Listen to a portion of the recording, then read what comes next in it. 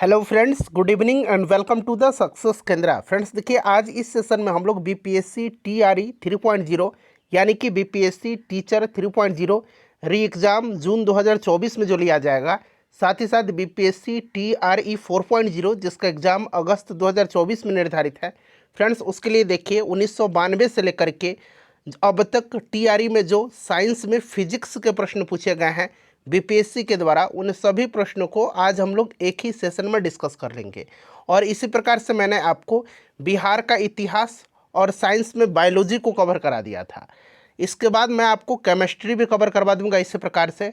Friends अगर आप channel पर पहली बार विजिट कर रहे हैं और बीपीएससी टीचर भर्ती परीक्षा की बेहतरीन तरीके से तैयारी करना चाहते हैं तो चैनल को सब्सक्राइब कर लीजिए और जो बगल में बेल आइकन है, घंटी का निशान है, उसको भी ज़रूर दबा लीजिएगा ताकि जब भी बीपीएससी शिक्षक भर्ती परीक्षा से संबंधित कोई भी इंपॉर्टेंट वीडियो अपलोड किया जाए तो उसका नोटिफिकेशन सबसे पहले आपके पास पहुंच जाए।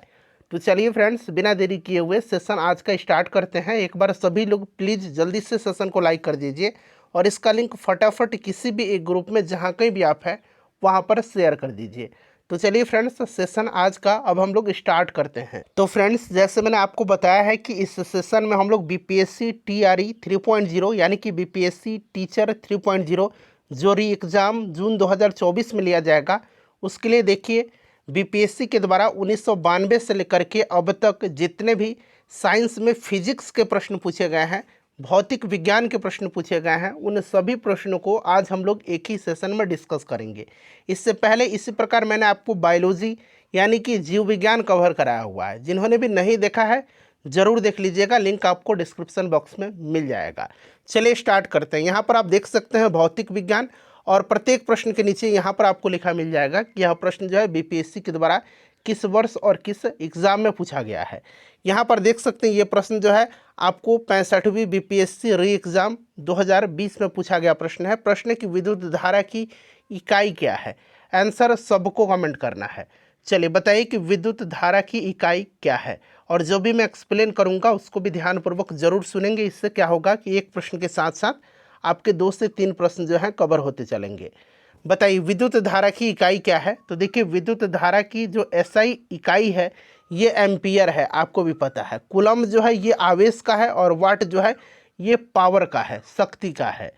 चलिए फ्रेंड्स नेक्स्ट क्वेश्चन करेंगे कि निम्न तत्वों में से किसमें न्यूट्रॉन नहीं होता है? किसमें जो है न्यूट्रॉन नहीं होता है? बताइए राइट आंसर इसका क्या हो जाएगा। तो यहाँ पर देखिएगा इसमें न्यूट्रॉन नहीं होता है किसमें, तो करेक्ट आंसर हो जाएगा हाइड्रोजन में। ठीक है, हाइड्रोजन का परमाणु क्रमांक कितना है? तो 1 होता है। ठीक है, और साधारण हाइड्रोजन समस्थानिक प्रोटियम में कोई भी न्यूट्रॉन नहीं होता है। प्रोटियम, ड्यूटीरियम और ट्राइटियम ये हाइड्रोजन के 3 समस्थानिक है। जो प्रोटियम है उसमें कोई भी न्यूट्रॉन नहीं होता है। ठीक है ना, इस चीज़ को आप याद रखिएगा। भारी हाइड्रोजन समस्थानिक जिसको कि ड्यूटेरियम बोलते हैं उसमें 1 न्यूट्रॉन होता है, और अत्यंत भारी हाइड्रोजन समस्थानिक ट्राइटियम में 2 न्यूट्रॉन होता है, और अभी मैंने बताया था प्रोटियम में कोई न्यूट्रॉन नहीं होता है। चलिए उसके बाद देखिएगा कि एंगस्ट्रम जो है यह किसकी इकाई है? एंगस्ट्रम जो है यह किसकी इकाई है? तो फ्रेंड्स एंगस्ट्रम ये तरंग दैर्घ्य की इकाई है। ठीक है ना, तरंग दैर्घ्य की इकाई है। 1 एंगस्ट्रम बराबर कितना मीटर होता है? तो 1 एंगस्ट्रम बराबर होता है 10⁻⁻10 मीटर। साथ साथ आप यह भी याद रखिएगा। चलिए फ्रेंड्स उसके बाद नेक्स्ट क्वेश्चन है कि प्रकाश वर्ष किसकी इकाई है? प्रकाश वर्ष जो है यह किसकी इकाई है? देखिए प्रकाश द्वारा एक वर्ष में तय की गई दूरी को प्रकाश वर्ष यानी कि लाइट ईयर कहते हैं। एक प्रकाश वर्ष बराबर होता है 9.46। यहाँ पर लिखता हूँ 1 प्रकाश वर्ष बराबर 9.46 गुना 10 के पावर यहाँ पर 15 मीटर होता है। ठीक है ना, 15 मीटर होता है। इस चीज़ को आप याद रखिएगा। ठीक है ना फ्रेंड्स, और यह दूरी की इकाई है। ऑप्शन नंबर यहाँ पर सी करेक्ट आंसर हो जाएगा। उसके बाद चलिए नेक्स्ट क्वेश्चन है कि घड़ी में प्रयोग होने वाले क्वार्ट्ज क्रिस्टल होते हैं। घड़ी में प्रयोग होने वाले जो क्वार्ट्ज क्रिस्टल होते हैं ये क्या होते हैं? तो फ्रेंड्स ये होते हैं आपके क्या? सिलिकॉन डाइऑक्साइड होते हैं। ये क्या होते हैं? सिलिकॉन डाइऑक्साइड होते हैं। ठीक है, क्वार्ट्ज क्रिस्टल का प्रयोग रेडियो, टेलीफोन इन सब में किया जाता है। ठीक है, तो यहाँ पर देखिए सिलिकॉन डाइऑक्साइड यहाँ पर करेक्ट आंसर इसका हो जाएगा। उसके बाद देखिएगा कि निम्नलिखित में कौन सी मूल भौतिक राशि है। मूल भौतिक राशि इसमें से कौन सी है, यानी कि फंडामेंटल यूनिट जो है ना, ये कितने हैं, तो 7 होते हैं। कौन कौन से, तो लंबाई, द्रव्यमान, समय, ताप, विद्युत धारा, ज्योति तीव्रता और पदार्थ का जो परिणाम होता है, ठीक है ना, मूल भौतिक राशियां हैं। और मूल भौतिक जो मात्रक हैं राशियों के, एक दूसरे से पूर्णतः स्वतंत्र हैं और इनमें से किसी एक को किसी अन्य मात्रक में बदला अथवा उनसे संबंधित नहीं किया जा सकता है। तो यहाँ पर देखिएगा मूल भौतिक राशि इसमें से आपका हो जाएगा विद्युत धारा, ठीक है ना। विद्युत धारा अभी मैंने बताया था कि इसकी एसआई यूनिट क्या है, तो एम्पियर होता है, ठीक है। चलिए फ्रेंड्स, उसके बाद नेक्स्ट क्वेश्चन है कि ओम मीटर जो है यह किसका मात्रक है।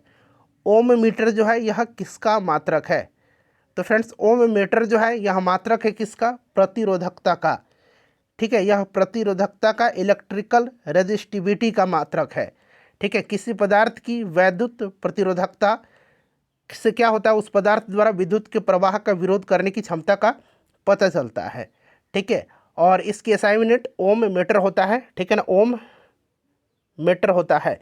इस चीज़ को आप याद रखेंगे तो ये प्रतिरोधकता हो जाएगा।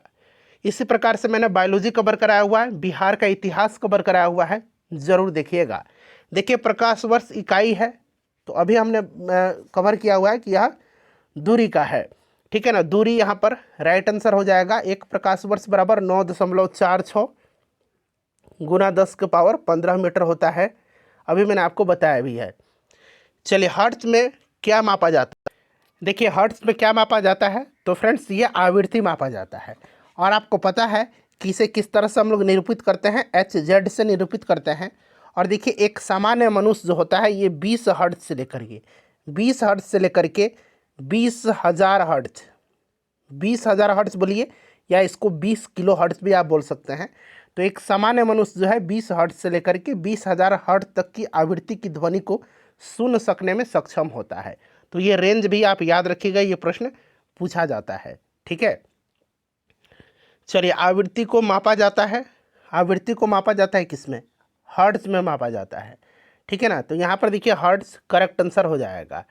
नेक्स्ट क्वेश्चन है हमारा, अगला प्रश्न करेंगे कि विद्युत शक्ति की इकाई क्या है। यहाँ पर विद्युत शक्ति पूछा गया है। तो देखिए विद्युत शक्ति की इकाई क्या है, तो विद्युत शक्ति की जो इकाई होती है फ्रेंड्स, ये आपका वाट होगा। ऑप्शन डी राइट आंसर हो जाएगा।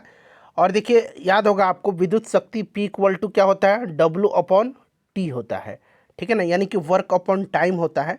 तो ये क्या हो जाएगा, वर्क का जूल हो जाएगा और टाइम का क्या हो जाएगा, सेकंड हो जाएगा, जूल पर सेकंड, या फिर इसको हम लोग वाट भी बोलते हैं। चलिए उसके बाद नेक्स्ट क्वेश्चन है कि दृश्य स्पेक्ट्रम के तरंगदैर्घ्य की सीमा क्या है। दृश्य स्पेक्ट्रम के तरंगदैर्घ्य की सीमा क्या है, बताइए। तो फ्रेंड्स देखिए जो दृश्य स्पेक्ट्रम है इसकी तरंगदैर्घ्य की सीमा 3900 एंगस्ट्रॉन से लेकर के 7600 एंगस्ट्रॉन है। इसको आप जरूर याद रखिएगा, ठीक है ना। चलिए उसके बाद अब अगला प्रश्न करेंगे कि सौर विकिरण निम्न में से किस परास में दिखता है। सौर विकिरण जो है निम्न में से किस परास में, किस रेंज में दिखता है, बताइए। तो करेक्ट आंसर इसका क्या होगा फ्रेंड्स, ये होगा आपका 400 से लेकर के 700 nm तक, ठीक है ना, 400 से लेकर के 700 nm तक। तो यहाँ पर देखिए option number B correct answer यहाँ पर हो जाएगा। उसके बाद चलिए अगला प्रश्न है, देखिए बीपीएससी टीचर में प्रश्न पूछा गया है कि दो कैंडला एक समदिक स्रोत जितना प्रकाश फ्लक्स पैदा करता है वह क्या है, बताइए। दो कैंडला का एक समदिक स्रोत जितना प्रकाश फ्लक्स पैदा करता है वह क्या है। तो फ्रेंड्स वह जो है आपका 8 पाई ल्यूमेन है, ठीक है ना, 8 पाई ल्यूमेन है। ज्योति फ्लक्स का एसआई मात्रक ल्यूमेन होता है, ठीक है ना। और ज्योति फ्लक्स को एफ से हम लोग डिनोट करते हैं, F = 4 पाई, ठीक है ना। और यहाँ पर आई हो जाएगा तो 4 पाई, और यहाँ पर 2 हो जाएगा। यहाँ पर देखिए 2 दिया गया है कैंडला, तो 4 × पाई × 2, तो 4 दूना 8 पाई ल्यूमेन हो जाएगा, ठीक है ना। चलिए उसके बाद देखिए आर्द्रता किस उपकरण से नापी जाती है। आर्द्रता किस उपकरण से मापी जाती है, तो फ्रेंड्स आर्द्रता हाइग्रोमीटर से मापी जाती है, हाइग्रोमीटर से, ठीक है ना। इस चीज़ को आप याद रखिएगा। अच्छा यहाँ पर हाइड्रोमीटर भी दिया गया है। हाइड्रोमीटर से द्रव या फिर जल जो है इसके तुलनात्मक घनत्व का मापन किया जाता है, ठीक है। लैक्टोमीटर से दूध की शुद्धता मापी जाती है, ये सब आपको याद है, ठीक है। दाब की इकाई क्या है, इसमें से दाब की इकाई क्या है, तो दाब की इकाई जो होती है यह क्या होता है, दाब का मात्रक न्यूटन प्रति वर्ग मीटर होता है, जिसको कि हम लोग पास्कल बोलते हैं, जिसको हम लोग क्या बोलते हैं, पास्कल भी बोलते हैं। ठीक है ना, इस चीज़ को आप ये भी याद रखिएगा। ठीक है, किसी तल के इकाई क्षेत्रफल पर लगने वाले बल को हम लोग दाब बोलते हैं। दाब क्या है, एक अदिश राशि है। चलिए, तो यहाँ पर option number A right answer हो जाएगा। दाब का मात्रक है, दाब का मात्रक तो अभी मैंने आपको बताया था, दाब का न्यूटन प्रति वर्ग मीटर है। ठीक है ना, तीन में से कोई नहीं यहाँ पर राइट आंसर होगा इसका। उसके बाद देखिए, निम्नलिखित में से कौन सी अदिश राशि है। अदिश राशि और सदिश राशि ये सब आपको पता है। सदिश राशि क्या होती है, वे राशियाँ जिनको व्यक्त करने के लिए दिशा एवं परिमाण दोनों की आवश्यकता होती है। ठीक है, जैसे कि बल, वेग, विस्थापन, त्वरण, संवेग, ये सब होता है। और जिन राशियों को व्यक्त करने के लिए केवल परिमाण की आवश्यकता होती है, दिशा की नहीं, उन्हें अदिश राशियाँ कहते हैं। उदाहरण के लिए आयतन, दाब, चाल, दूरी, ये सब होता है। तो देखिए यहाँ दाब दिया गया, दाब अदिश राशि है, और मैंने अभी बताया भी था कि दाब का मात्रक न्यूटन प्रति वर्ग मीटर होता है, जिसको कि हम लोग पास्कल बोलते हैं। और उसी दरमियान मैंने बताया भी था कि दाब एक अदिश राशि है। इसलिए जो भी मैं आपको बताता हूँ उसको ध्यानपूर्वक सुनिए। ऑप्शन बी राइट आंसर होगा। बाकी यहाँ पर देख सकते हैं ये सारे सदिश राशियाँ हैं। ठीक है, चलिए, निम्न में से कौन सी सदिश राशि नहीं है। सदिश राशि नहीं है तो अभी मैंने बताया था आपको, आयतन, दाब, चाल, दूरी, ये सब क्या हैं, अदिश राशि हैं। ठीक है, तो यहाँ पर देखिए गति दिया गया है। ठीक है, इस चीज़ को आप याद रखिएगा, बाकी ये सब सदिश हैं। नेक्स्ट क्वेश्चन है कि यदि धरती की घूमने की गति यानी कि घूर्णन बढ़ा दी जाए तो भूमध्य रेखा पर पिंड का वजन क्या होगा।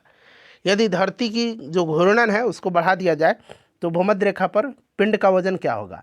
पिंड का वजन घट जाएगा। किसी परिभ्रमण करने वाले निकाय पर भूमध्य रेखा पर अपकेंद्रीय बल यानी कि सेंट्रीफ्यूगल फोर्स कार्य करता है, और यह बल गुरुत्वाकर्षण बल के विरुद्ध कार्य करता है, जिससे भूमध्य रेखा पर व्यक्ति के भार में कमी दर्ज की जाती है। तो ये घट जाएगा। ठीक है ना, चलिए, उसके बाद देखिएगा कि निम्नलिखित में से किस राशि का मात्रक नहीं है।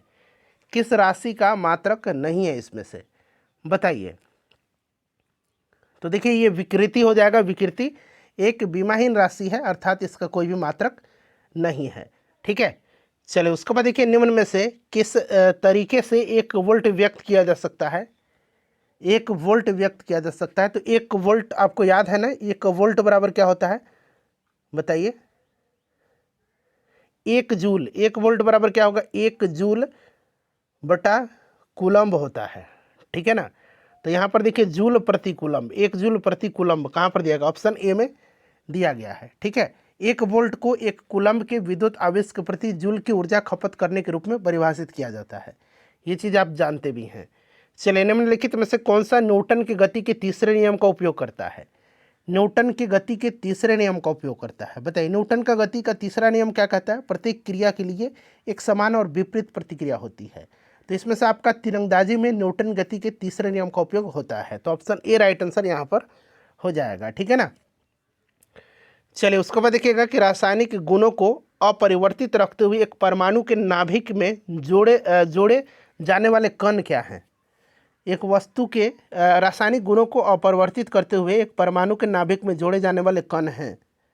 तो फ्रेंड्स ये न्यूट्रॉन है। कहाँ पर, न्यूट्रॉन, नाभिक में। न्यूट्रॉन यहाँ पर राइट आंसर इसका हो जाएगा। ठीक है ना, नाभिकीय कण प्रोटॉन और न्यूट्रॉन से बने होते हैं। ठीक है, नाभिक जो होता है, नाभिकीय कण प्रोटॉन और न्यूट्रॉन से बना होता है, और इस कण को न्यूक्लियस कहते हैं हम लोग। देखिए, एक वस्तु का भार पृथ्वी की सतह पर मापने पर 100 न्यूटन आता है। इसका भार चंद्रमा की सतह पर मापने पर कितना होगा, बताइए। तो 1/6 हो जाएगा। तो 1/6 इंटू 100 करेंगे तो 16.7 न्यूटन के अप्रॉक्स आएगा। तो यहाँ पर ऑप्शन ए राइट आंसर इसका हो जाएगा। 1 minute, option D right answer होगा। ठीक है ना, ऑप्शन डी करेक्ट आंसर हो जाएगा। चलिए, उसके बाद देखिए सही कथन इसमें से आपको चुनना है। सभी कथन को पढ़िए और आंसर बताइए। देखिए, आपको पता है कि सबसे ज़्यादा तरंग दैर्घ्य किसका होता है, लाल का, सबसे कम बैंगनी का होता है। ठीक है ना, यहाँ पर देखिए, और जिसका तरंग दैर्घ्य सबसे ज़्यादा होता है उसका विचलन सबसे कम होगा, और जिसका तरंग दैर्घ्य सबसे कम होता है उसका विचलन सबसे ज़्यादा होता है। तो देखिए, लाल प्रकाश का तरंग दैर्घ्य बैंगनी से ज़्यादा होता है। बिल्कुल यहाँ पर ऑप्शन बी करेक्ट दिया गया है। ठीक है ना, चलिए, देखिए, जब दिन में पानी पर साबुन की फिल्म दिखाई देती है तो यह सुंदर रंग दिखाती है। इस घटना का कारण क्या है? तो देखिए, इस घटना का कारण जो है ये प्रकाश का व्यतिकरण है, ठीक है ना, इंटरफेरेंस ऑफ लाइट है, ठीक है। ऑप्शन यहाँ पर डी राइट आंसर इसका हो जाएगा। उसके बाद देखिए, एक परमाणु के केंद्र का धनावेशित हिस्सा क्या कहलाता है? केंद्र का जो धनावेशित हिस्सा है उसको हम लोग न्यूक्लियस बोलते हैं। क्या बोलते हैं? नाभिक बोलते हैं, न्यूक्लियस बोलते हैं। तो यहाँ पर देखिए न्यूक्लियस दिया गया है, ठीक है, धनावेशित हिस्सा। देखिए, एक ठोस के सीधे गैस में परिवर्तन को कहते हैं, ठोस से सीधे गैस में परिवर्तन को हम लोग बोलते हैं सब्लिमेशन, यानी कि ऊर्ध्वपातन बोलते हैं। उसके बाद देखिएगा कि वह ताप जिस पर ठोस, द्रव और गैसीय अवस्थाएं एक साथ रहती हैं क्या कहलाता है? तो फ्रेंड्स, इसको हम लोग बोलते हैं ट्रिपल पॉइंट, इसको हम लोग बोलते हैं त्रिक बिंदु, और हिंदी में इसको त्रिक बिंदु और अंग्रेजी में इसको हम लोग ट्रिपल पॉइंट बोलते हैं, ठीक है। चलिए, उसके बाद नेक्स्ट क्वेश्चन है कि कॉस्मिक किरणें हैं। कॉस्मिक किरणें क्या हैं? तो कॉस्मिक किरणें विद्युत चुंबकीय स्पेक्ट्रम का भाग नहीं है। ये उच्च ऊर्जा के आवेशित कण हैं जो अंतरिक्ष में लगभग प्रकाश की गति से गमन करते हैं। तो ये आवेशित कण हैं। चलिए, उसके बाद देखिएगा कि 2G स्पेक्ट्रम अक्षर में जी किस शब्द के लिए प्रयुक्त हुआ है? तो जी फॉर जनरेशन, ठीक है ना। तो यहाँ पर देखिए जी फॉर जनरेशन हो जाएगा, इस चीज़ को आप याद रखिएगा, ठीक है। पीढ़ी के लिए यह प्रयुक्त हुआ है, जनरेशन के लिए। अगला प्रश्न कि रडार का आविष्कारक कौन है? रडार का फुल फॉर्म क्या होता है? रडार यहाँ मैं लिख देता हूँ, रडार का फुल फॉर्म होता है रेडियो डिटेक्शन एंड रेंजिंग, ठीक है ना। और इसके आविष्कारक का नाम क्या है? तो रॉबर्ट वाटसन है। ऑप्शन यहाँ पर ए राइट आंसर इसका हो जाएगा। चलिए फ्रेंड्स, उसके बाद नेक्स्ट क्वेश्चन है कि गॉड पार्टिकल है। गॉड पार्टिकल इसमें से क्या है? बताइए राइट आंसर। गॉड पार्टिकल इसमें से हिग्स बोसोन है, ठीक है ना। हिग्स बोसोन इसमें से आपका गॉड पार्टिकल है, हिग्स बोसोन, ठीक है। इस चीज़ को आप याद रखिएगा। गॉड पार्टिकल यानी कि ईश्वरीय कण, या फिर अंग्रेजी में इसको गॉड पार्टिकल बोलते हैं, ठीक है। चलिए, उसके बाद नेक्स्ट क्वेश्चन हमारा कि सीवी रमन को भौतिकी का नोबेल पुरस्कार कब प्राप्त हुआ था? सीवी रमन को भौतिकी का नोबेल पुरस्कार दिया गया था, और इनको दिया गया था कब? 1930 में यह पुरस्कार प्राप्त हुआ था, ठीक है। तो यहाँ पर ऑप्शन नंबर यहाँ पर बी राइट आंसर हो जाएगा। चलिए, 1930 में। हरगोविंद खुराना को 1968 में, एस चंद्रशेखर जो है सुब्रमण्यम चंद्रशेखर 1983 में। उसके बाद देखिए मदर टेरेसा, फिर अमर्त्य सेन, ये सब नाम भी आप याद रख सकते हैं, साइंस वाला मैंने आपको नाम बताया है। टेलीस्कोप की खोज किस वैज्ञानिक ने किया था? तो टेलीस्कोप की खोज किया था गैलीलियो ने। किसने? गैलीलियो ने किया था टेलीस्कोप की खोज। चलिए, उसके बाद देखिएगा सेफ्टी लैम्प की खोज हम्फ्री डेवी ने किया था, सेफ्टी लैम्प की, ठीक है। चलिए, इस सदी की शुरुआत में हवाई जहाज़ का आविष्कार किसने किया था? तो हवाई जहाज़ का आविष्कार किया था किसने? राइट ब्रदर्स जो थे, इन्होंने किया था, ठीक है। चलिए, उसके बाद देखिए 1 माइक्रोन बराबर है, 1 माइक्रोन बराबर होता है कितना?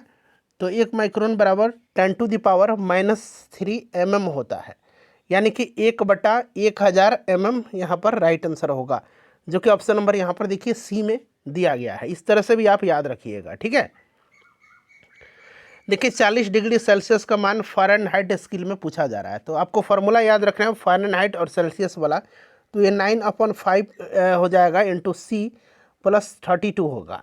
अब देखिए फ़ारेनहाइट में आपको बदलना है, चूँकि सेल्सियस दिया गया है, तो 9/5 सेल्सियस कितना है? 40 प्लस 32।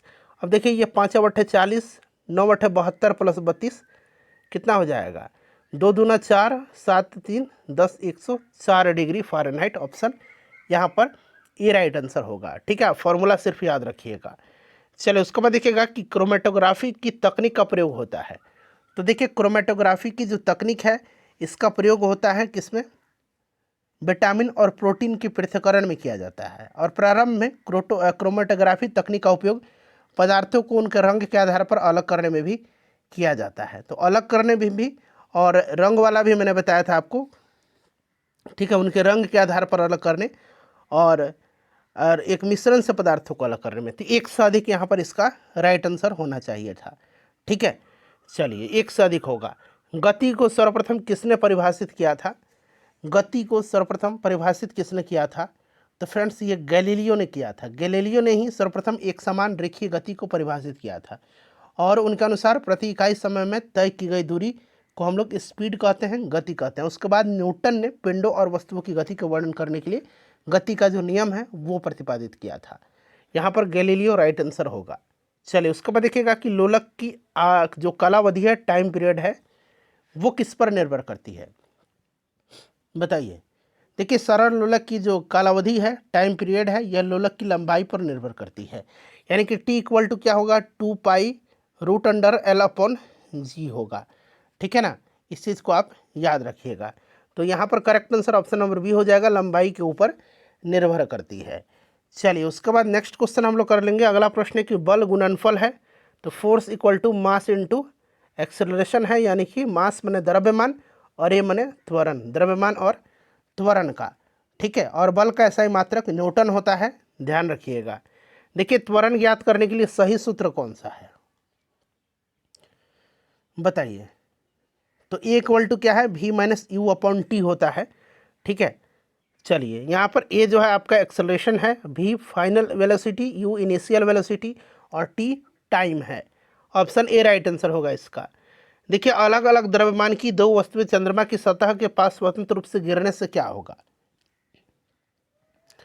तो होगा क्या, किसी भी क्षण एक ही वेग होगा। ठीक है ना, उसका वेग केवल गुरुत्वाकर्षण के द्वारा उत्पन्न त्वरण पर निर्भर करेगा और पिंड के द्रव्यमान पर नहीं। अतः मुक्त रूप से जो गिरने वाली वस्तुएं हैं उनका वेग किसी भी क्षण एक समान होगा। तो यहाँ पर ऑप्शन नंबर देखिए डी, यहाँ पर डी राइट आंसर होगा, किसी भी क्षण एक समान वेग होगा। चलिए उसके बाद देखिएगा कि वॉशिंग मशीन का कार्यकारी सिद्धांत क्या है, यानी कि वॉशिंग मशीन किस सिद्धांत पर कार्य करता है। तो देखिए वॉशिंग मशीन जो है इसे किस सिद्धांत पर, अपकेंद्रण के सिद्धांत पर। ठीक है ना, अपकेंद्रीय बल जो होता है, सेंट्रीफ्यूगल फोर्स, यहाँ पर ध्यान से सुनिएगा, वॉशिंग मशीन जो है ये किस पर कार्य करता है, तो अपकेंद्रण के सिद्धांत पर कार्य करता है।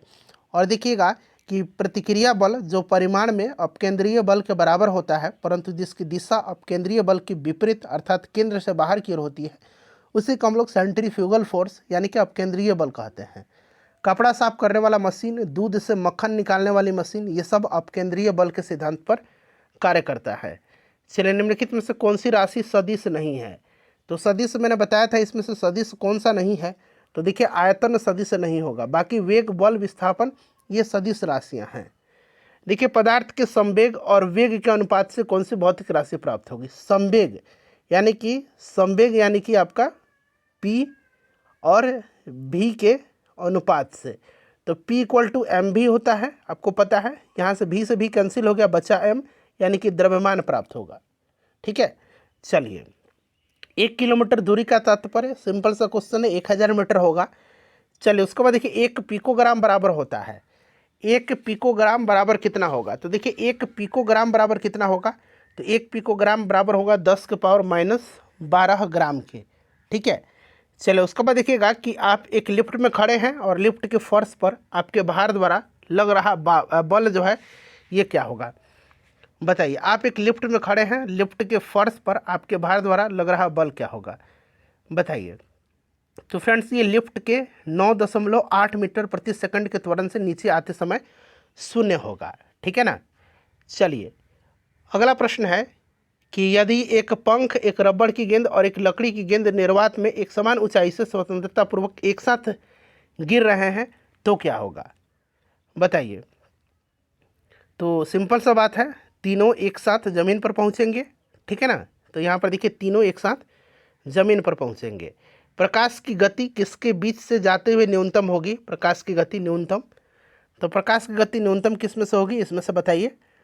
तो फ्रेंड्स इसमें से कांच में होगी। ठीक है ना, कांच में होगी। नेक्स्ट क्वेश्चन है कि प्रकाश का वर्ण विक्षेपण संभव है, तो ये प्रिज्म के द्वारा। ठीक है ना, प्रकाश का वर्ण विक्षेपण यानी कि डिस्पर्सन ऑफ लाइट, तो ये प्रिज्म के द्वारा। चलिए उसके बाद देखिएगा कि 20 सेंटीमीटर फोकस दूरी के एक उत्तल लेंस की सतह पर सफ़ेद घोड़े का प्रतिबिंब बनाने के लिए बड़ी संख्या में काले रंग की पतली पट्टियां बनाई गई हैं, वह प्रतिबिंब कैसा होगा। 20 सेंटीमीटर फोकस दूरी के एक उत्तल लेंस की सतह पर सफ़ेद घोड़े की प्रतिबिंब बनाने के लिए बड़ी संख्या में काले रंग की पट्टियां बनाई गई हैं। और देखिए काली पट्टियां केवल प्रकाश की तीव्रता को कम करती हैं, लेकिन कोई छाया नहीं डालती हैं, क्योंकि यह काफ़ी पतली होती हैं, इसीलिए कम चमक वाले एक घोड़े का प्रतिबिंब बनेगा, कम चमक वाले। ठीक है ना, चलिए उसके बाद देखिए ध्वनि की जो तीक्ष्णता है किसके द्वारा निर्धारित की जाती है। ध्वनि की तीक्ष्णता को देखिए 2023 में प्रश्न पूछा गया है। ध्वनि की तीक्ष्णता को निर्धारित किया जाता है तरंग दैर्घ्य के द्वारा, ठीक है ना। इस चीज़ को आप याद रखिएगा, तरंग दैर्घ्य के द्वारा ध्वनि का तरंग दैर्घ्य यहाँ पर करेक्ट आंसर होगा। अगला प्रश्न करिएगा, देखिए निम्नलिखित में से कौन सा फोटो इलेक्ट्रिक उपकरण डिजिटल अनुप्रयोगों के लिए सबसे उपयुक्त है। सबसे उपयुक्त कौन सा है, इसमें से कौन सा फोटो इलेक्ट्रिक उपकरण डिजिटल अनुप्रयोगों के लिए सबसे उपयुक्त है। तो फ्रेंड्स ये आपका फोटोवोल्टेइक सेल है, ठीक है ना। फोटोवोल्टिक जो सेल है ये आपका सबसे उपयुक्त है। देखिए बॉल बेयरिंग का उपयोग स्थैतिक घर्षण को निम्नलिखित में से किस में परिवर्तित करने के लिए किया जाता है। बॉल बेयरिंग जो होती है ये आपको पता है ये गोलाकार संरचना होती है और एक गेंद में संपर्क की सतह सिर्फ एक बिंदु पर होता है, जिसके कारण क्या होता है बहुत कम रोलिंग घर्षण कम होता है, ठीक है ना। तो यहाँ पर रोलिंग घर्षण राइट आंसर होगा। चलिए फुटबॉल के खेल में एक गोलकीपर फुटबॉल को गोल में पकड़ने के बाद अपने हाथों को पीछे की ओर खींचता है, यह गोलकीपर को किस प्रकार सक्षम बनाता है, बताइए। तो देखिए संवेग परिवर्तन की दर को कम करने में, ठीक है ना, संवेग परिवर्तन को दर को कम करने में। तो यहाँ पर ऑप्शन नंबर देखिए ये राइट आंसर इसका हो जाएगा। नेक्स्ट क्वेश्चन है कि अनुदैर्घ्य तरंगों का उदाहरण है। अनुदैर्घ्य तरंगों का उदाहरण इसमें से कौन सा है। तो देखिए इसमें से ध्वनि तरंग जो है ना ये आपका अनुदैर्घ्य तरंग का उदाहरण है, ठीक है। तो यहाँ पर ध्वनि हो जाएगा। चलिए उसके बाद नेक्स्ट क्वेश्चन कर लेंगे कि जब एक ध्वनि तरंग एक माध्यम से दूसरे माध्यम में जाती है तो वह राशि जो अपरिवर्तित रहती है। बहुत ही इंपॉर्टेंट क्वेश्चन है, वीवीआई क्वेश्चन है। जब एक ध्वनि तरंग एक माध्यम से दूसरे माध्यम में जाती है तो जो राशि अपरिवर्तित रहती है वो आवृत्ति है, आवृत्ति नहीं बदलती है, ठीक है ना। चलिए नेक्स्ट क्वेश्चन कर लेंगे कि वायु में ध्वनि तरंग होती है। वायु में ध्वनि तरंग होती है, तो अभी मैंने बताया था अनुदैर्घ्य होती है ध्वनि तरंग। उसके बाद देखिए रेत और नेफ्थलीन के मिश्रण को किसके द्वारा पृथक किया जा सकता है।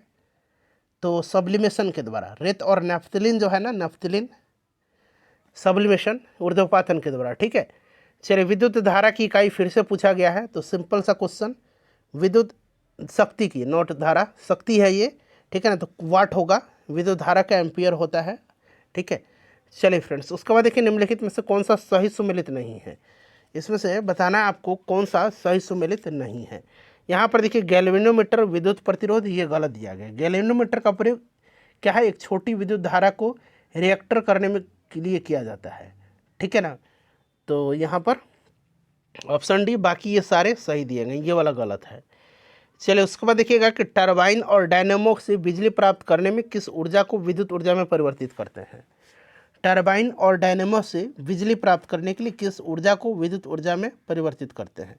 तो ये मैकेनिकल एनर्जी को हम लोग इलेक्ट्रिकल एनर्जी में कन्वर्ट करते हैं इसमें, ठीक है ना। सेम क्वेश्चन है देखिए, नहीं ये दूसरा क्वेश्चन है कि एलईडी यानी कि प्रकाश उत्सर्जक डायोड, लाइट इमिटिंग डायोड बोलते हैं इसको, इसके संदर्भ में कौन सा कथन यहाँ पर गलत दिया गया है। चलिए बताइए, सभी ऑप्शन आपको दिख रहा है, बताइए राइट आंसर इसका क्या होगा।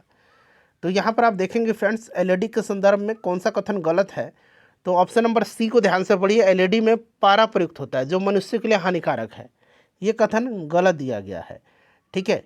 एलईडी एक अर्धचालक उपकरण होता है, ठीक है, जो विद्युत धारा प्रवाहित होने पर प्रकाश उत्पादन करता है और इसके मिश्रण में gallium phosphide, indium gallium nitride इन सब का उपयोग किया जाता है। इसमें पारा का प्रयोग नहीं किया जाता है, ठीक है ना। तो ऑप्शन सी राइट आंसर होगा इसका। चलिए उसके बाद देखिए निम्नलिखित में से कौन सा फोटो इलेक्ट्रिक उपकरण डिजिटल अनुप्रयोगों के लिए सबसे उपयुक्त है। तो ये अभी मैंने आपको बताया था फोटोवोल्टिक सेल है ये, ठीक है ना, फोटोवोल्टिक सेल। चलिए उसके बाद देखिएगा केंद्राभिमुखी बल किसके लिए जिम्मेदार है। केंद्राभिमुखी बल किसके लिए जिम्मेदार है। तो वस्तु को वृत्ताकार पथ पर गतिमान रखती है केंद्राभिमुखी, केंद्र की तरफ खींच के रखती है और वृत्ताकार पथ पर ये वस्तु गतिमान होती है, ठीक है ना। चलिए उसके बाद देखिए निम्नलिखित में से किस ऊर्जा परिवर्तन में घर्षण बल शामिल होता है। किस ऊर्जा परिवर्तन में घर्षण बल शामिल होता है।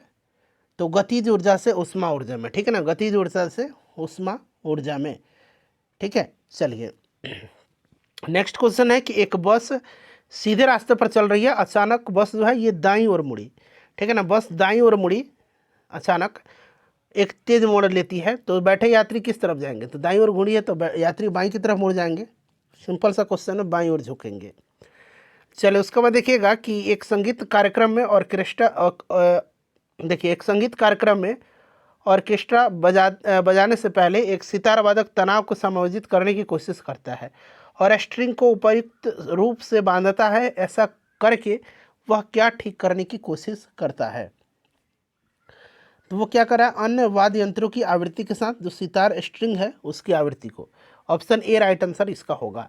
देखिए 100 वाट का बिजली का बल्ब है, यदि 10 घंटे यह बिजली जलता है तो बिजली की खर्च क्या होगी, बताइए। सिंपल सा क्वेश्चन है, 100 इंटू 10 कर दीजिए और बटा 1000 कर दीजिए, तो ये ऊपर से 3 जीरो से घट जाएगा, 1 यूनिट हो जाएगा, यानी कि 1 इकाई यहाँ पर राइट आंसर हो जाएगा। देखिए दो समानांतर प्रतिरोध वाले सर्किट का कुल प्रतिरोध दिया हुआ है 1.403 किलो ओम, और यदि एक प्रतिरोध का मान 2 किलो ओम है तो दूसरे प्रतिरोध का मान क्या होगा, ठीक है, बताइए कब समानांतर में। सिंपल सा क्वेश्चन है, फॉर्मूला पे आप पुट करिएगा, ये आप निकाल लेंगे 4.70 किलो ओम, जो कि ऑप्शन नंबर डी में आपको निकल के आ जाएगा, ठीक है।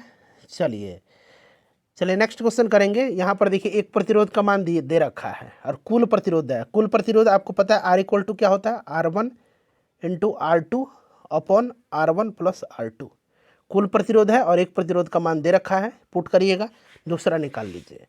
देखिए एक उत्तल लेंस की फोकस दूरी FL 10 सेंटीमीटर है, पानी में इसे डुबोने पर क्या कार्य करेगा। देखिए बीपीएससी टीचर का यह प्रश्न है, तो राइट आंसर इसका क्या हो जाएगा, FL 10 centimetre greater than 10 centimetre होगा और एक उत्तल लेंस की तरह यह बिहेव करेगा, ठीक है।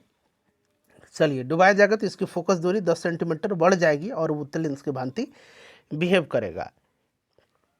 चलिए उसके बाद देखिएगा कि हालांकि दृश्य प्रकाश में जल पारदर्शक होता है, दूरस्थ वस्तुओं को जल की महीन बूंदों से निर्मित कोहरे में नहीं देखा जा सकता है। इसलिए ऐसा होता है क्योंकि अधिकतर प्रकाश बिखर करके आभासी अस्पष्टता निर्मित करता है। तो ऑप्शन नंबर यहाँ पर बी राइट आंसर इसका होगा। देखिए एक वर्णी प्रकाश एक माध्यम से दूसरे माध्यम में प्रवेश करता है, निम्नलिखित में से कौन सा गुण नहीं बदलता है। देखिए प्रश्न आ गया ना, कौन सा गुण नहीं बदलता है, तो अभी मैंने आपको बताया था आवृत्ति चेंज नहीं होता है। चलिए उसके बाद देखिएगा कि एक सामान्य शुष्क सेल में विद्युत अपघट्य होता है। एक सामान्य शुष्क सेल में विद्युत अपघट्य जो होता है ये अमोनियम क्लोराइड होता है, ठीक है ना, अमोनियम क्लोराइड होता है, अमोनियम क्लोराइड होगा। डायनेमो तो आपको पता है, अभी मैंने बताया था, डायनेमो जो है यह यांत्रिक ऊर्जा को विद्युत ऊर्जा में कन्वर्ट करता है, यांत्रिक ऊर्जा को विद्युत ऊर्जा में। नेक्स्ट क्वेश्चन है कि विद्युत मोटर क्या करता है, तो विद्युत मोटर डायनेमो के अपोजिट करता है, विद्युत ऊर्जा को यांत्रिक ऊर्जा में चेंज करता है, ठीक है ना, तो विद्युत ऊर्जा को यांत्रिक ऊर्जा में। 100 डेसिबल का प्रबलता स्तर संगत होगा, 100 डेसिबल का प्रबलता स्तर संगत होगा, बताइए। तो फ्रेंड्स एक मशीन शॉप से आने वाले शोरगुल के, ठीक है ना, ऑप्शन नंबर यहाँ पर डी राइट आंसर होगा। देखिए एक क्षैतिज वृत्त में स्थिर चाल से घूम रहे पिंड के लिए निम्नलिखित में से कौन सा स्थिर रहेगा। तो देखिए यहाँ पर जो करेक्ट आंसर होगा फ्रेंड्स वो क्या हो जाएगा, ये हो जाएगा गतिज ऊर्जा, ठीक है ना। एक क्षैतिज वृत्त में स्थिर चाल से घूम रहे पिंड के लिए निम्नलिखित में से कौन सा स्थिर रहेगा, गतिज ऊर्जा। देखिए कुकिंग ताप पर स्थिर रहने वाले क्लोरीन युक्त कृत्रिम स्वीटनर जिसका रूप तथा स्वाद शक्कर की तरह होता है, निम्नलिखित में से ये कौन सा है।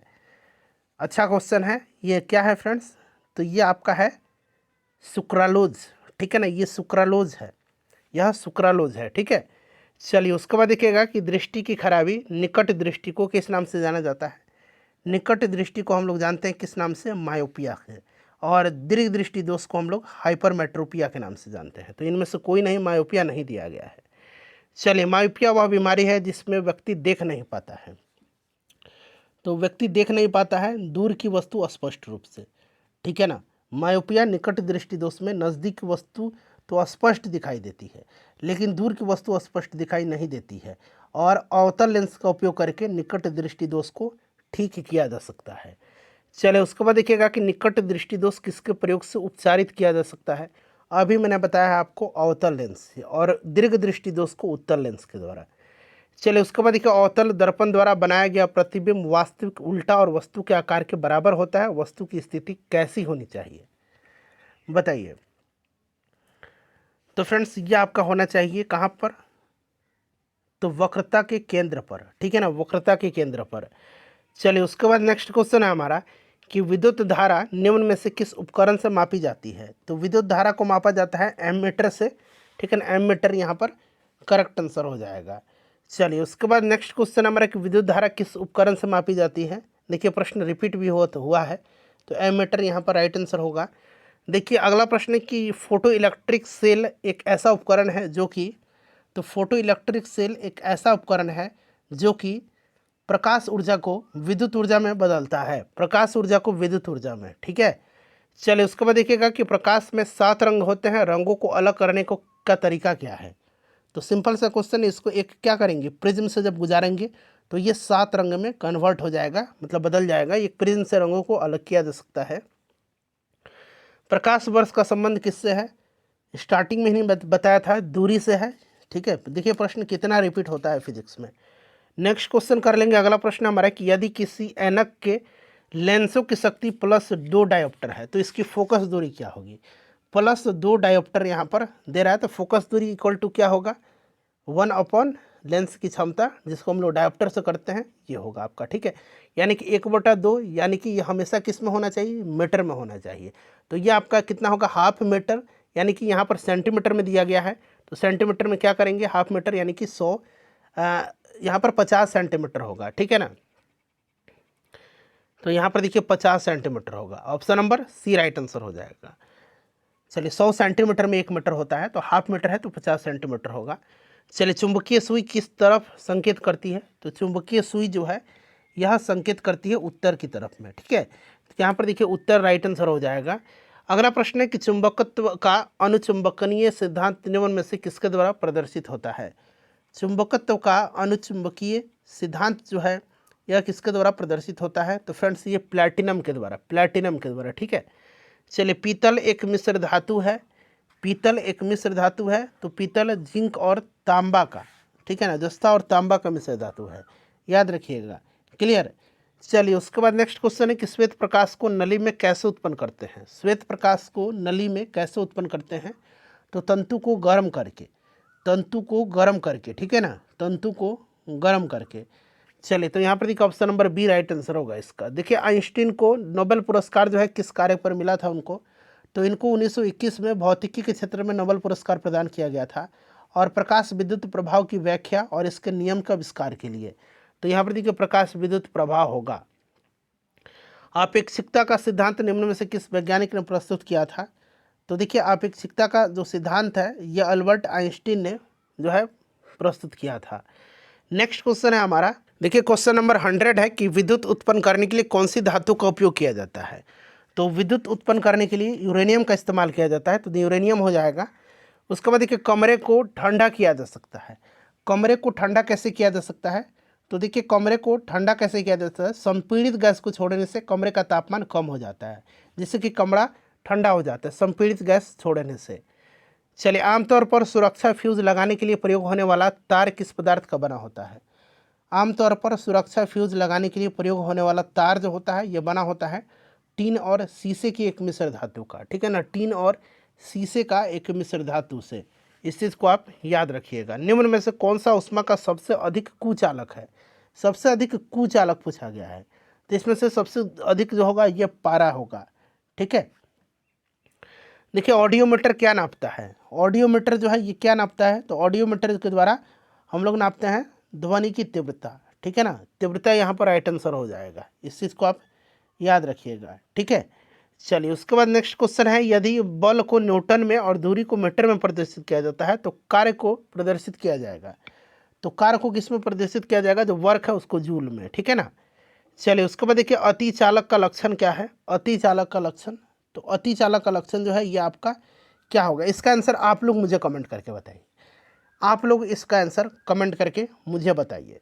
चलिए फ्रेंड्स उसके बाद देखिए गर्म करने पर एक अर्धचालक का प्रतिरोध क्या होगा। गर्म करने पर एक अर्धचालक का प्रतिरोध, तो अर्धचालक का प्रतिरोध जो होगा वो घटता है, ठीक है ना, घटता है। तो यहाँ पर देखिए घटता है, राइट आंसर इसका होगा। सौर भट्ठी में प्रयुक्त होता है, सौर भट्ठी में प्रयुक्त होगा आपका अवतल दर्पण, ठीक है ना, अवतल दर्पण, ठीक है, अवतल दर्पण याद रखिएगा, इंपॉर्टेंट क्वेश्चन है ये। नेक्स्ट क्वेश्चन हमारे कि सौरमंडल का सबसे चमकदार ग्रह कौन सा है? तो सबसे चमकदार ग्रह जो है ये सूर्य है। सूर्य सबसे गर्म ग्रह भी है। इसे सुबह का तारा या सांझ का तारा भी बोला जाता है। चलिए, अति सूक्ष्म वस्तुओं को देखने के लिए प्रयोग किया जाने वाला प्रकाशिक उपकरण क्या है?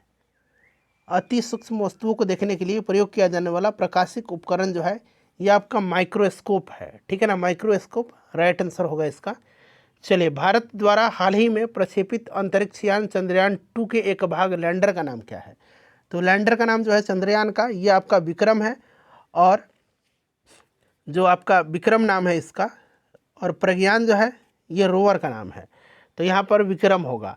ठीक है, चलिए उसके बाद नेक्स्ट क्वेश्चन है हमारा कि अल्ट्रासोनिक तरंगे, अल्ट्रासोनिक तरंग, तो ये अल्ट्रासोनिक 20 किलोहर्ट्ज से ज़्यादा आवृत्ति की ध्वनि तरंग है, 20 किलोहर्ट्ज से, या फिर 20,000 हर्ट्ज कह दीजिए, एक ही चीज़ है ना, मैंने आपको बताया था। चलिए उसके बाद नेक्स्ट क्वेश्चन कर लेंगे। अगला प्रश्न है कि एक संवाहक के तापक्रम परिवर्तन के कारण इसमें विभव परिवर्तन होता है, इस घटना को क्या कहते हैं? तो इस घटना को हम लोग बोलेंगे थॉमसन इफेक्ट। क्या बोलते हैं? थॉमसन प्रभाव बोलेंगे, थॉमसन इफेक्ट बोलेंगे। चलिए उसके बाद नेक्स्ट क्वेश्चन है कि स्वचालित कारों में सामान्यतः कौन सा सेल लगता है? दो ऑटोमेटिक कार होते हैं उसमें सामान्यतः जो है पेट्रोल का प्रयोग किया जाता है, और यहाँ पर देखिएगा कौन सा तेल लगता है, सेल नहीं तेल लगता है, तो यहाँ पर पेट्रोल होगा। देखिए स्टीम इंजन कैसे चलता है? स्टीम इंजन चलता है आपके किससे? उष्मा से। ठीक है ना, उष्मा। अगला प्रश्न हमारा कि वातानुकूलन यंत्र से किस कारण ठंड होती है? तो फ्रेंड्स ये गैस को दबाने एवं मुक्त करने से। ठीक है ना, गैस को दबाने और मुक्त करने से। वायु शीतक यंत्र संपीड़ित प्रकार का एक यांत्रिक प्रशीतन एकक होता है। ठीक है ना, तो अभी मैंने आपको बताया था किस तरह का होता है, तो संपीड़ित प्रकार का, कंप्रेसर टाइप का। तो राइट आंसर यहाँ पर होगा गैस को दबाने और मुक्त करने से। ठीक है, चलिए उसके बाद देखिएगा कि विंडो या घरेलू क्लीनर या परफ्यूम स्प्रेयर जो होता है इसके रूप में इस्तेमाल की जाने वाली स्प्रे बोतलें निम्नलिखित में से किस पर काम आती हैं? तो फ्रेंड्स ये आती हैं आपके बर्नौली का जो सिद्धांत है उसी पर काम आती है, बर्नौली के सिद्धांत पर। ठीक है, चलिए बर्नौली का सिद्धांत। नेक्स्ट क्वेश्चन है कि ट्यूबलाइट में प्रकाश किस पर निर्भर कर रहता है? तो ट्यूब में ठोस धातु प्रदीप्त पर। ठीक है, चलिए पंखे की रफ्तार किस पर निर्भर करती है? पंखे की रफ्तार जो है ये निर्भर किस पर करती है? तो वोल्टेज पर। ठीक है, वोल्टेज पर, याद रखिएगा। चलिए उसके बाद देखिएगा कि विद्युत चालक का कोर बनाने के लिए सामान्यतः उपयोग की जाने वाली सामग्री कौन है? विद्युत चालक की कोर बनाने के लिए सामान्यतः उपयोग की जाने वाली जो सामग्री है यह आपका नरम लोहा है, नरम लोहा का इस्तेमाल किया जाता है। ठीक है, चलिए उसके बाद नेक्स्ट क्वेश्चन हमारे क्या आधुनिक टेलीफोन उपयोग करता है?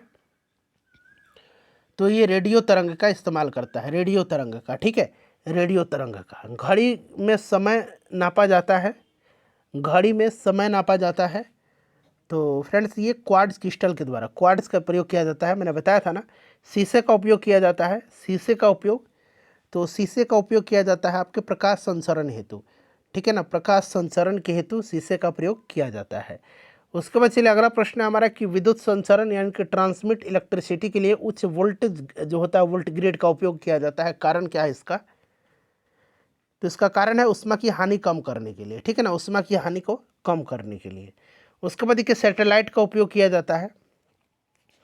सैटेलाइट का उपयोग किसके लिए किया जाता है? तो सैटेलाइट का उपयोग जो है कई तरीके से किया जाता है, जैसे आपका संचार, प्रसारण, मौसम विज्ञान, ठीक है ना, इन सब के कार्य में किया जाता है। तो संचार में आपका टेलीविज़न भी आ जाएगा, रेडियो भी आ जाएगा।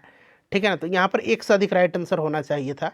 एक जिप्टो बराबर होता है, एक जिप्टो बराबर होता है 10⁻21। यहाँ पर ऑप्शन सी राइट आंसर होगा इसका। ठीक है, चलिए उसके बाद देखिए पेंडुलम घड़ी की समयावधि दोलन काल होती है?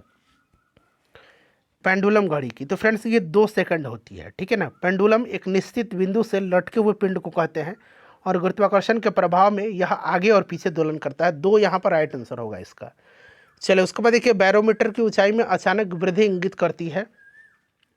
अचानक वृद्धि जो है बैरोमीटर की जो आपका ऊंचाई है उसमें क्या इंगित करता है? तो ये अत्यंत शुष्क मौसम का, ठीक है, अत्यंत शुष्क मौसम का संकेत करता है।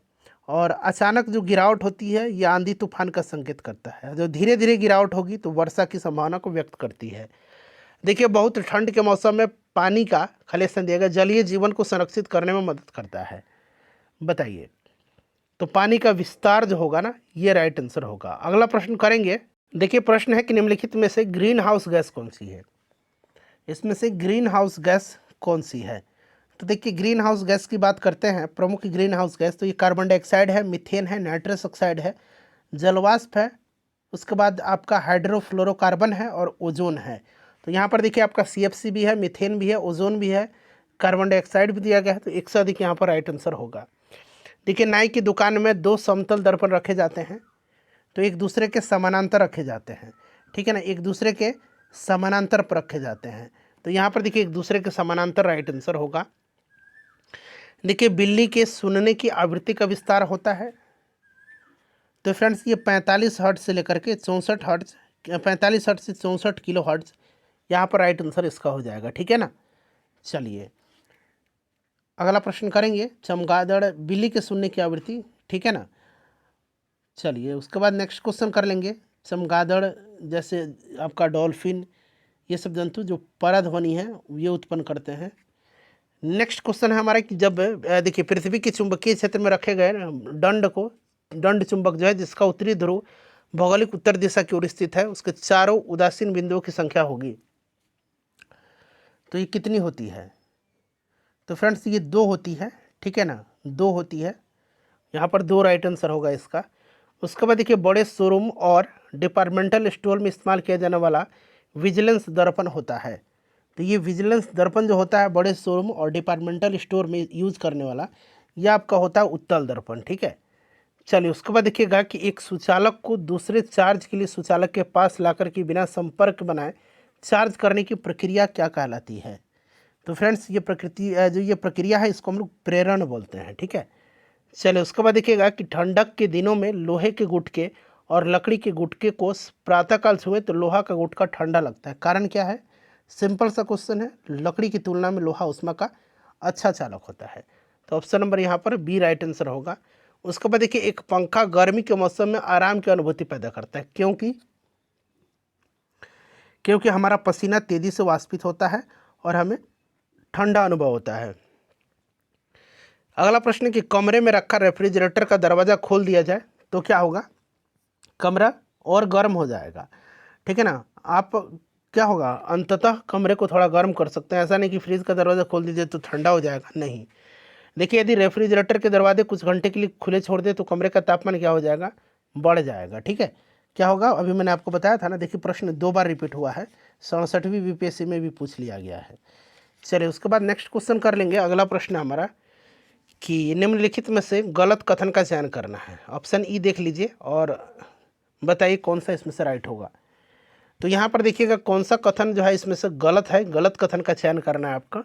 तो देखिए एक्रेलिक को कृत्रिम रेशम भी कहा जाता है क्योंकि यह कपास से तैयार होता है लेकिन रेशम की तरह चमकता है। यही सही नहीं है, क्योंकि देखिए एक्रेलिक को कृत्रिम ऊन कहा जाता है, कृत्रिम रेशम नहीं ऊन कहा जाता है, और रेयान को सामान्यतः कृत्रिम रेशम कहा जाता है। तो ये वाला गलत है, ठीक है। चलिए उसके बाद देखिएगा कि 2 उत्तरोत्तर श्रृंग अथवा 2 उत्तरोत्तर गर्त की दूरी को क्या कहते हैं। तो सिंपल सा क्वेश्चन, इसको तरंगदैर्घ्य कहते हैं, ठीक है। चलिए उसके बाद देखिएगा कि जब प्रकाश एक माध्यम से दूसरे माध्यम में जाता है तो निम्न में से कौन सी नहीं बदलती है। बार बार ये प्रश्न रिपीट हो रहा है, आवृत्ति। चलिए उसके बाद देखिएगा कि पढ़ने में काम आने वाला जो ग्लास लेंस है किस प्रकार के लेंस से बनते हैं। तो ग्लास लेंस जो होता है ये आपका उत्तल होगा, ठीक है, पढ़ने वाला। दर्पण के सामने खड़े एक व्यक्ति को अपना प्रतिबिंब अपने से बड़ा लगता है, इसका तात्पर्य है कि दर्पण का प्रकार क्या है। तो दर्पण अवतल दर्पण है, ठीक है ना। चलिए उसके बाद नेक्स्ट क्वेश्चन है कि आवर्धक कांच में किस प्रकार के लेंस का प्रयोग किया जाता है। आवर्धक कांच में, तो आवर्धक कांच में उत्तल लेंस का, ठीक है ना, आवर्धक कांच यानी कि जो मैग्नीफाइंग ग्लास है उसमें उत्तल लेंस का प्रयोग किया जाता है। उसके बाद देखिएगा कि ध्वनि का वायु में वेग अनुमानतः होता है। तो अनुमानतः वेग पूछा गया है, तो अनुमानतः आप कह सकते हैं 330 मीटर प्रति सेकंड। चलिए उसके बाद देखिए प्रकाश विकिरणों की प्रकृति होती है, तो तरंग और कण दोनों के समान होती है ना। चलिए उसके बाद देखिए निम्नलिखित में से कौन सी विद्युत चुंबकीय तरंग नहीं है। विद्युत चुंबकीय तरंग नहीं है, तो इसमें से देखिएगा अल्फा किरण जो है यह विद्युत चुंबकीय तरंग नहीं है। अल्फा विद्युत चुंबकीय तरंग नहीं है, ठीक है। विद्युत चुम्बकीय तरंग के अंतर्गत रेडियो, सूक्ष्म औरक्त, पराबैंगनी, एक्सरे, गामा ये सब आती है। ठीक है, तो यहाँ पर देखिए अल्फा राइट आंसर इसका हो जाएगा।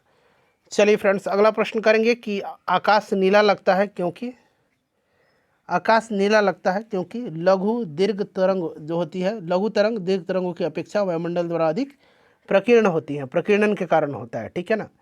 चलिए उसके बाद देखिएगा कि रात के समय में खुले आकाश में तारों की टिमटिमाने को किससे समझाया जा सकता है। तो ये प्रकाश का अपवर्तन के कारण होता है। ठीक है, चलिए पानी का घनत्व अधिकतम होगा, पानी का घनत्व अधिकतम होता है 4 डिग्री सेंटीग्रेड पर, और उसका आयतन न्यूनतम भी 4 डिग्री सेंटीग्रेड पर भी होता है। चलिए 50 डिग्री का मान फ़ारेनहाइट में स्केल में बदलना है, तो ये मैंने आपको बता ही दिया था। ठीक है ना, फार्मूला उस पर पुट करिएगा, राइट आंसर आप निकाल लीजिए। ठीक है, चलिए एफ इक्वल टू क्या होता है, 9/5 इंटू सी अपॉन 32 होगा। तो यहाँ पर सी का मान 50 दिया गया है, तो यहाँ देखिए 5 दहिया 50 यानी कि 10 9 90 और प्लस 32 यानी कि 122 फ़ारेनहाइट राइट आंसर होगा इसका। देखिए अगला प्रश्न है कि बर्फ़ का एक टुकड़ा पानी से लबालब भरे बीकर में, लबालब भरे बीकर में तैर रहा है, जब बर्फ़ पूरी तरह पिघल जाएगा तब क्या होगा।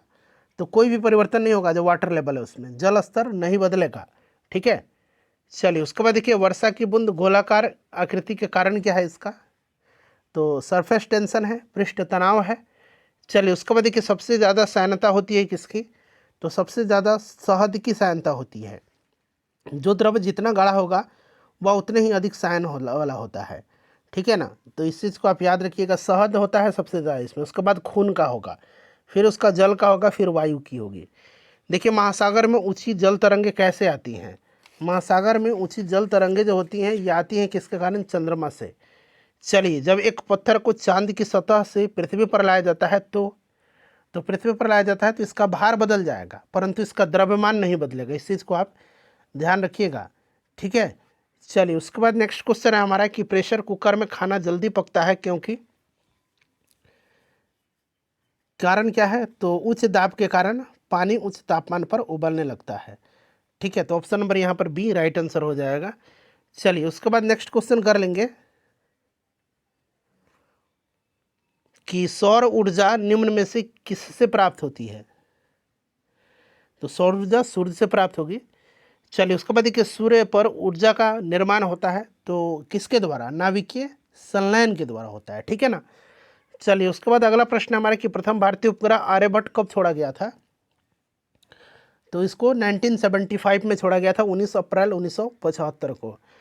वो वर्ष दीर्घतम होता है कहाँ पर, तो सबसे दीर्घतम जो होगा इसमें से आपका हो जाएगा प्लूटो पर। ठीक है ना, प्लूटो पर होगा, यहाँ पर प्लूटो।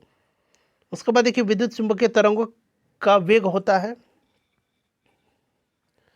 3 गुना 10⁸ मीटर पर सेकंड, यहाँ पर ऑप्शन ये राइट आंसर होगा इसका। एसी करंट को कैसे उत्पन्न करते हैं, एसी करंट को कैसे उत्पन्न करते हैं, तो एसी करंट अल्टरनेटिव करंट को डायनेमो के द्वारा उत्पन्न किया जा सकता है। ठीक है ना, डायनेमो जो होता है विद्युत चुंबकीय प्रेरण के सिद्धांत पर कार्य करता है, इस चीज़ को आप याद भी रखिएगा। तो ये डायनेमो के द्वारा। धारा घनत्व होता है, जो धारा घनत्व है यह आपका होता है एक सदिश राशि। ठीक है, चलिए उसके बाद देखिए प्रकाश की गति निम्न में से किस माध्यम में न्यूनतम होगी, प्रकाश की गति न्यूनतम होगी किसमें, शीशा में, कांच में। ठीक है, इनमें से। चलिए उसके बाद देखिएगा कि सूर्य के प्रकाश का धरती की सतह पर पहुंचने में लगने वाला समय क्या है, तो लगभग ये पहुंचता है 8.5 मिनट में। ठीक है ना, तो यहाँ पर देखिएगा 8.5 दिया गया है, वैसे आप याद रखिएगा 8 मिनट 19 सेकंड। ठीक है, निकटतम यहाँ पर पूछा जा रहा है लगभग में। चलिए उसके बाद देखिएगा कि सूर्य के प्रकाश पृथ्वी पर पहुँचता है, बताइए राइट आंसर इसका क्या होगा। तो अभी मैंने बताया था 8 मिनट 19 सेकंड होना चाहिए, तो यहाँ पर तो आपको उपयुक्त में से कोई नहीं भी है ऑप्शन। ठीक है, चलिए सौरमंडल का सबसे बड़ा ग्रह कौन सा है, सिंपल सा सारा क्वेश्चन है, ये बृहस्पति है। चलिए निम्न में से कौन सी धातु रोशनी के बल्बों में फिलामेंट के रूप में प्रयोग किया जाता है, तो यह धातु जो है ये टंगस्टन है। उसके बाद देखिए कौन सी धातु सेमीकंडक्टर के रूप में ट्रांजिस्टर में प्रयोग होती है, तो जर्मेनियम का इस्तेमाल किया जाता है। चलिए उसके बाद देखिए परमाणु नाभिक का वेग क्या है, तो नाभिक में प्रोटॉन और न्यूट्रॉन होता है। ठीक है ना। चलिए उसके बाद देखिएगा कि किसी विखंडनीय द्रव्य का क्रांतिक द्रव्यमान होगा, किसी विखंडनीय द्रव्य का क्रांतिक द्रव्यमान जो होगा ये क्या होगा, बताइए राइट आंसर इसका क्या होगा, तो फ्रेंड्स ये आपका होगा श्रृंखला अभिक्रिया हेतु आवश्यक न्यूनतम द्रव्यमान। ठीक है, उसके बाद देखिए निम्नलिखित में से कौन सा विकल्प यहाँ पर गलत दिया गया है, बताइए। ऑप्शन ई आपको पता है, बताइए राइट आंसर यहाँ पर क्या होगा। तो देखिए नाभिक के अंदर प्रोटॉन और इलेक्ट्रॉन की उपस्थिति के कारण परमाणु विद्युत रूप से उदासीन होता है। नहीं, नाभिक के अंदर प्रोटॉन और न्यूट्रॉन होता है, इलेक्ट्रॉन थोड़ी होता है। ऑप्शन ए राइट आंसर होगा। चलो उसके बाद देखिए निम्नलिखित में से कौन वैकल्पिक ऊर्जा का सबसे बड़ा भंडार है। तो सबसे बड़ा भंडार जो है वैकल्पिक ऊर्जा का, इसमें से आपका सौर ऊर्जा है। ठीक है ना। चलिए परमाणु बम का सिद्धांत क्या है, परमाणु बम किस सिद्धांत पर आधारित है। तो ये नाभिकीय विखंडन पर। हाइड्रोजन बम किसके सिद्धांत पर आधारित है। तो हाइड्रोजन बम जो है ये आपके अनियंत्रित संलयन अभिक्रिया पर है। ठीक है ना। चलिए उसके बाद नेक्स्ट क्वेश्चन है हमारा कि वायु में कौन सी नोबल गैस नहीं है। तो वायु में जो है कौन सी नोबल गैस, रेडॉन नहीं पाई जाती है। ठीक है, रेडॉन नहीं पाई जाती है। चलिए उसके बाद नेक्स्ट क्वेश्चन है कि बिजली की खपत का बिल किसके मापन पर आधारित होता है। तो फ्रेंड्स ये आपका हो जाएगा वाट पर। ठीक है ना, केवल एक यहाँ पर राइट आंसर इसका होगा। ठीक है, खपत का बिल किलोवाट घंटा में मापा जाता है। ठीक है ना। चलिए उसके बाद नेक्स्ट क्वेश्चन है कि कौन सी इसमें से भारी धातु है। तो यूरेनियम राइट आंसर हो जाएगा, सबसे भारी धातु इनमें से यूरेनियम है। इनसेट 2A को कब छोड़ा गया था। तो इनसेट 2A को कब छोड़ा गया था, 10 जुलाई 1992 को छोड़ा गया था। देखिए एक प्रिंटर की गुणवत्ता किससे निर्धारित की जाती है। तो प्रिंटर की गुणवत्ता को बिंदु प्रति इंच यानी कि डॉट्स पर इंच। ठीक है ना, डॉट्स पर inch. Option number C right answer होगा।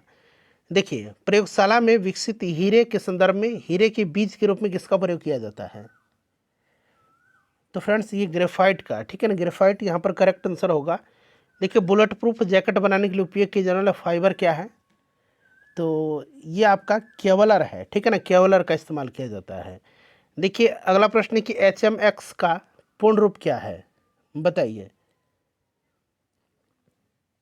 High melting explosive. ठीक है ना, HMX हाई मेल्टिंग एक्सप्लोजिव।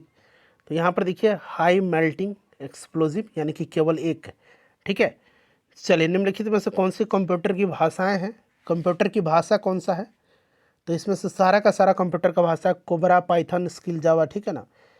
चलिए उसके बाद देखिए हाल ही में समाचारों में देखी गई चैट जीपीटी में जीपीटी का पूर्ण रूप क्या है, जीपीटी। ठीक है ना, बताइए।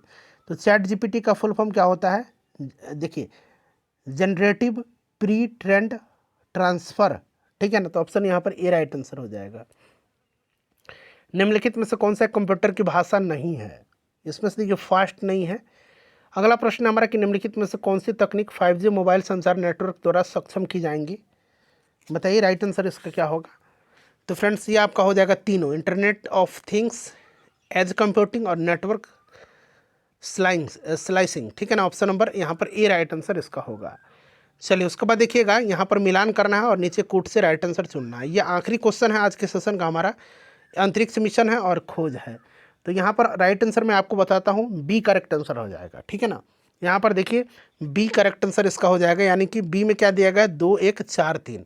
ठीक है ना, 2 1 4 3 यानी कि 2 1 4 और 3, ये वाला मिलान यहाँ पर आपका सही आंसर होगा। सेशन को लाइक कर दीजिए और फ्रेंड्स इसको प्लीज़ शेयर कर दीजिए।